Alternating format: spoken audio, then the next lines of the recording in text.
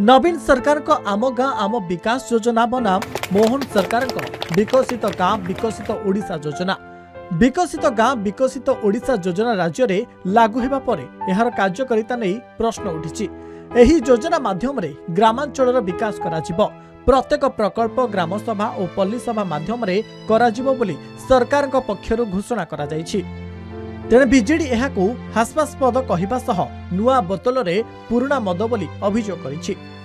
वर्तमान जो रंग बदला सरकार चलती जुमला सरकार चलती से पूर्वर जो सरकार थिले से भी पल्ली सभा लोकों कथा को ग्राम सभा उत्थापन करी पंचायत समिति उत्थापन करी ताहाकू जेमिति कार्यक्रम कार्यपंथा ग्रहण करथिले। वर्तमान सही पुराना बोतल रे नुआ मद को नुआ बोतल पुराना मद स्वरूप सेमती जो सरकार आज ये जो पुराना सरकार कार्यक्रम को रंग बदल नाम बदल कार्यक्रम करुँचे पब्लिसिटी टर्न बोली आम कहीपर।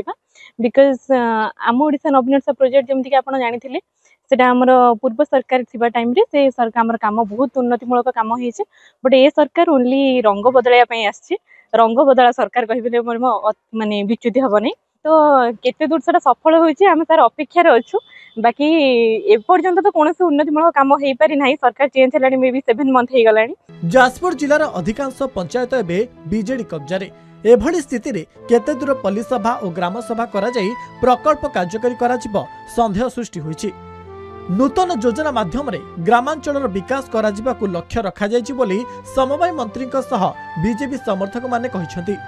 प्रकृत रे पल्लीरु उन्नतले ग्राम ग्रामरु शहर किंतु पल्ली सभा न कि ग्राम सभा न जो प्रोजेक्ट अप्रूव कराउतला सेटा दलिया आधार होतला ना। आपण जा कहले सत किंतु प्रकृत रे को कामटा हबा निहाती दरकार एथिरे सच्चता कारण गाँव रे गोटे डेवलपमेंट होगा गेले पल्ली सभा माध्यम रे जार जा असुविधा अछि ग्रामवासी माने उल्लेख कले ग्राम सभा पास हो। एबे जो वर्तमान नवनिर्वाचित सरकार मान्यवर मुख्यमंत्री श्रीयुक्त मोहन चरण माझी जो कथा रखुचंती जे जेकोसी गाँव विकास पाई पल्ली सभा आवश्यक ता एकदम जरूरी एवं स्वागत योग्य।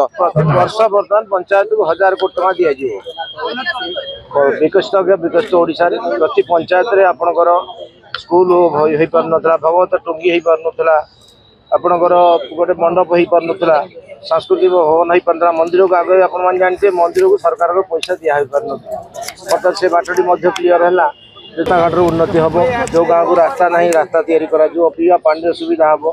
जाजपुर टाउन रु देवाशीष साहू को रिपोर्ट कलिंग टीवी।